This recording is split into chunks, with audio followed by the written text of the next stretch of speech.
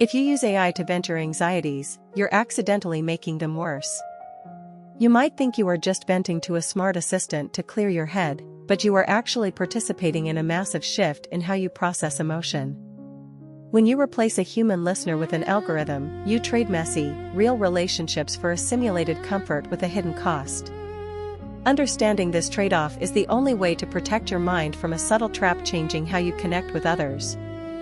You naturally crave a space where you can speak without being judged, which is why a recent survey showing that 1 in 3 therapists have patients using AI for mental health support makes perfect sense.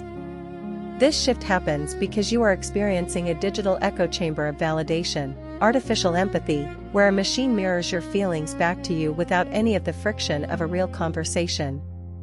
Think about how easy it is to text a chatbot when you are angry at a friend, receiving instant agreement instead of having to consider if you might actually be the one in the wrong.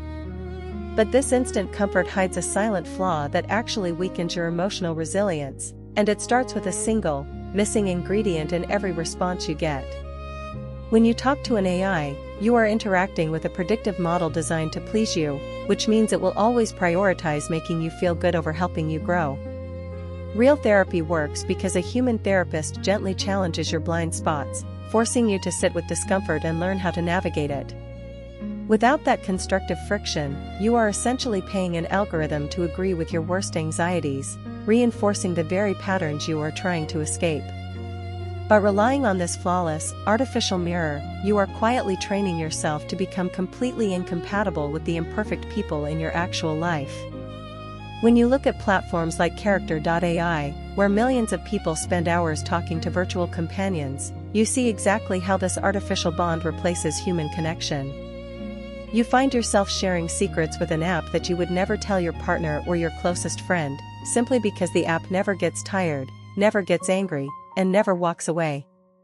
It feels like the deepest relationship you have ever had, but it is entirely one-sided, built on code designed to simulate a bond that does not actually exist.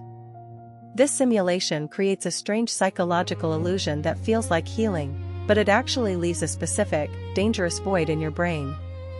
Because the machine has no feelings, you never have to practice the emotional give and take that keeps real human relationships alive. You do not have to apologize, you do not have to listen to the machine's problems, and you never have to worry about hurting its feelings. Over time, this effortless, one-sided dynamic makes real human interactions feel incredibly exhausting and unnecessarily complicated by comparison, pushing you further into your digital shell. If this flawless digital companion is slowly making you less capable of handling real human messiness, is it actually helping your mental health, or is it just temporarily anesthetizing your loneliness? The real danger of using AI as a therapist is not that the technology is too cold or robotic, but that it is far too accommodating. By giving you a perfectly tailored, endlessly patient listener, you are escaping the very thing that makes you human, the struggle to be understood by another imperfect mind. True emotional healing does not happen in a vacuum of perfect validation. It happens when you risk being vulnerable with someone who has the power to reject you, but chooses to accept you anyway.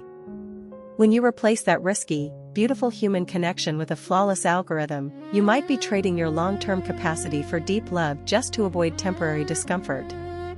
You started this journey looking for a safe space on your screen at 2 in the morning, but now you have to ask yourself, are you using technology to heal your mind, or are you using it to hide from the very people who could actually save you from your isolation?